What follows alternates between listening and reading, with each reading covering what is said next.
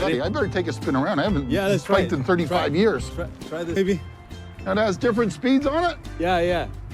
So you can... I don't know how you set my speed here, but we're to Toronto. Tour to Toronto.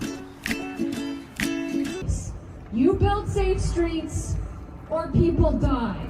You have to pick one. There isn't a middle ground. We've been trying since the invention of cars to find a middle ground. We've failed using enforcement. We've failed using public education. What works is building safe streets. That's the only thing that works, and it works around the world, and it works here.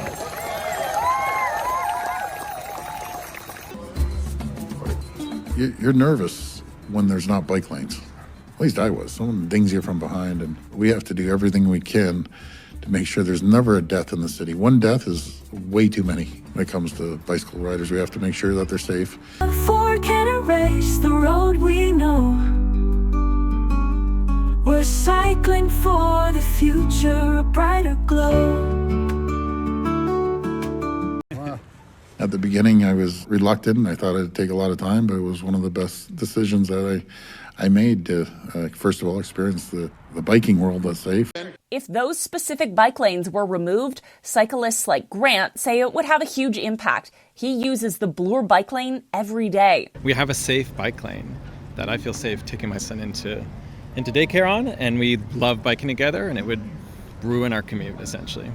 As the Ford government takes aim at several bike lanes across the city, store owners in the annex are speaking out, saying that this cycling infrastructure along Bloor has actually been a big boost to business. After pedestrians and walk-up, people arriving on bicycles to shop at our store far surpass any other method of transportation, including public transit, and definitely a lot more than cars. Brian Burchell with the Bloor Annex BIA says the statistics since the inception of the bike lanes in 2016 back that up.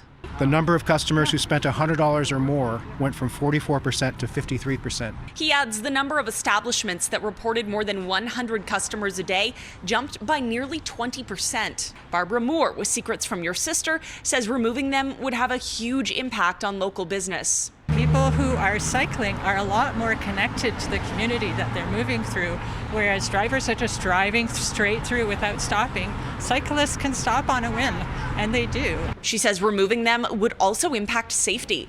That the point of bike lanes is not just to encourage cycling and make it safer, but it makes the street safer for all road users, including motorists. Bike lanes save lives! And yeah, bike lanes save lives. Another thing is before the bike lanes were up, I did see accidents happen. I did see cyclists get injured. I did see pedestrians get hit by cars. The Bloor Annex BIA wants Ford to press pause. This is really important work that we are doing. 15 of us came from Brampton today. Some of us gave up a day of work in order to be able to do this. Some of us giving up our time in order to be able to show support here today. I want to apologize on behalf of Bramptonians to the folks of Toronto because a lot of your traffic congestion in the city is a result of people driving their cars from Brampton and other places outside of Toronto and coming into this city, right? So we need to change a lot of the way that we do things, and we're trying our best in Brampton to reduce the amount of cars, because that's the answer to the question here. The only way we're going to do this is to get fewer cars on the road, right? The other thing I want to apologize for is the color of the MPP stripe that we have in Brampton, because unfortunately they're all blue. But we'll maybe work to change that for the next election coming in March. Anyway, I also want to make sure that Sarah Jama mentioned about the people that are disadvantaged. And in Brampton, I think approximately 30% of the population does not have access to vehicles on a regular basis, right? So and I'm talking here about gig workers, specifically international students who go to Algoma University or Sheridan College, and then they use Uber Eats and DoorDash and that type of thing in order to be able to pay their bills. We see them on the GO train. I mean, if you go in on the GO train, the bike car is absolutely filled with those bikes that are brought in order for those folks to earn a living during the course of the day. They're needing to drive home and get home safely, and they use those bikes in order to be able to do that. And this threatens not just the bike lanes here in Toronto, but also our bike lanes in Brampton. And we have been working for 15 years to try and get those bike lanes, clawing away at it, and all in the face of a magic wand that's being wielded by Doug Ford. We're in jeopardy of losing all of that.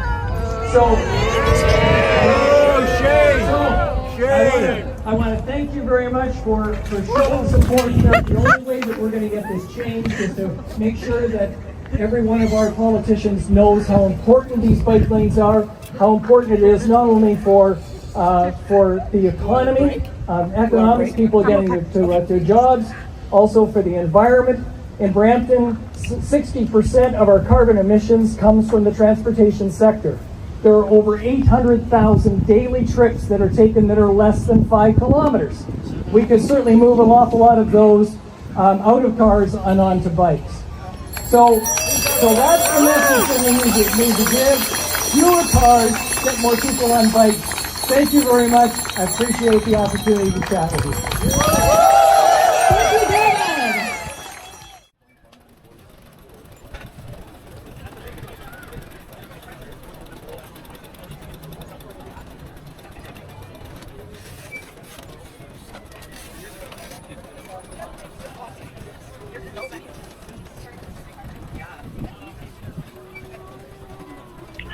And then on University Avenue, Hospital Row, I've heard from the first responders, no matter if it's the paramedics or the police or the fire, they're all taking the back route in, but it's just a real nightmare just going up to University when we go to Queen's Park, for example. We heard repeatedly from constituents that there's a concern over the response time for EMS and fire. I understand we have the chiefs of both that can comment. Hi there, Councillor Layton. Paul Raft is here. Jim, do you want me to pop in first? Yes, Chief, please do. Thank you. Thanks very much.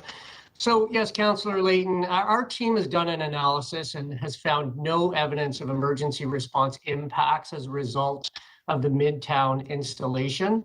Our average response time for the city is approximately 9 minutes for life-threatening calls.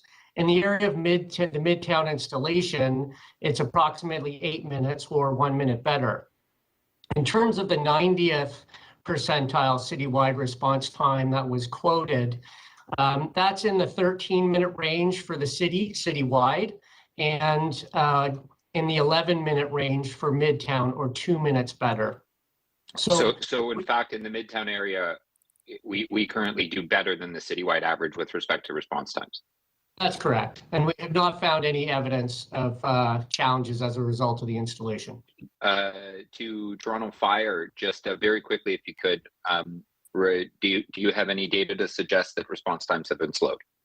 Thank you, Councillor, and through the chair. Toronto Fire similarly conducted an analysis as our colleagues in paramedic services did, and we too found no degradation of response time in this area. In fact, we've looked back across all of 2021, and the two key response time measures that Toronto Fire reports to City Council on, both of the areas that both of the boards 11 and 12 where the project is, exceed the city average on both of the key performance indicators for response times that Toronto Fire Service reports to. Listen to both of you. Thank you for being here today. I know this isn't the committee you're typically at, and I appreciate your time. Tuesday, Minister Sakaria was in Etobicoke talking about our focus on getting drivers moving faster by bringing sanity back to bike lane decisions. It isn't enough to keep an eye on future bike lanes. Thank you. We need to and will remove and replace existing bike lanes on primary roads that are bringing traffic in our cities to an absolute standstill.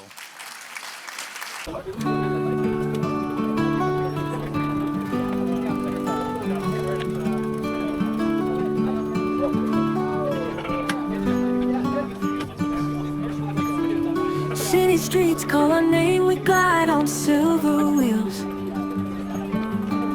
With every push we reclaim the calm that progress feels. Silent whispers in the night, together we will ride.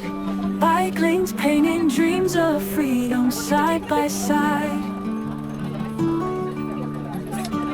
Pedal to the people, we won't let go. Through the city's chaos where our spirits flow. Dug for can erase the road we know.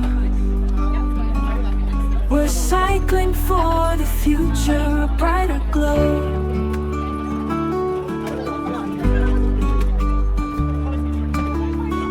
Concrete battles drawn, but we hold the line. Echoes of our journey where the brave hearts shine.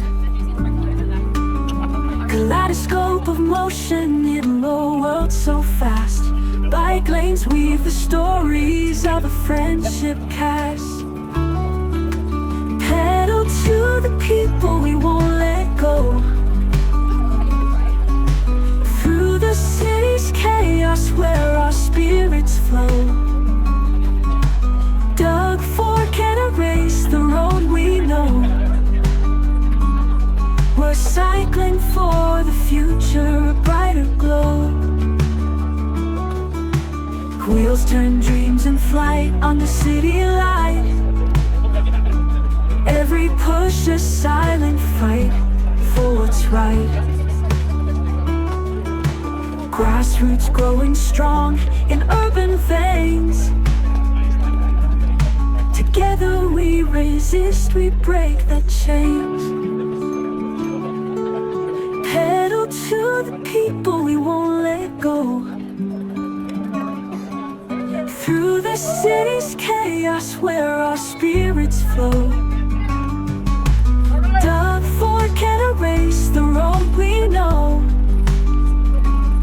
We're cycling for the future, a brighter glow.